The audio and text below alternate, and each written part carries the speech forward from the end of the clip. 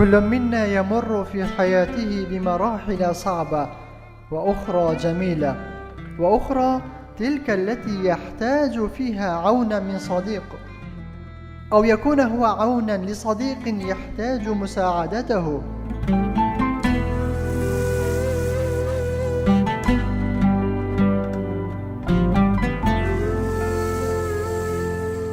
حياة يقودها عقلك أفضل بكثير من حياة يقودها كلام الناس. لا تشغل نفسك بكثرة التفكير لماذا قالوا ولماذا فعلوا. ثق بربك ثم بنفسك، طالما هم بشر فليس لديهم سوى الكلام. لا تهتم لما يقال عنك، فأنت تعرف من أنت.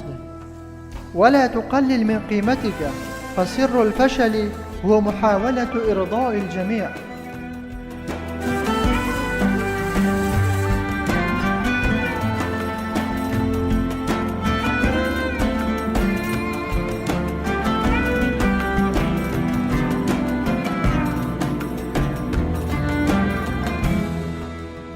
الدنيا 3 أيام، الأمس عشناه ولن يعود، واليوم نعيشه ولن يدوم، والغد لا ندري أين سنكون.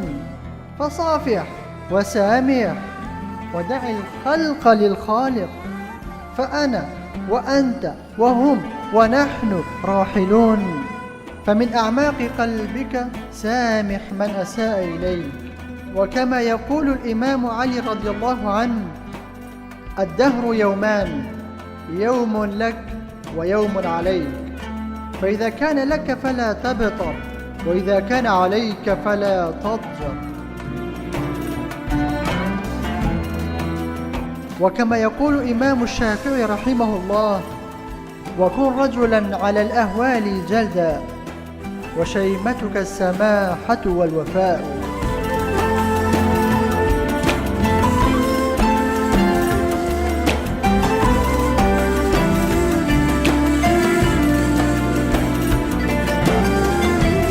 الحياة كالبيانو،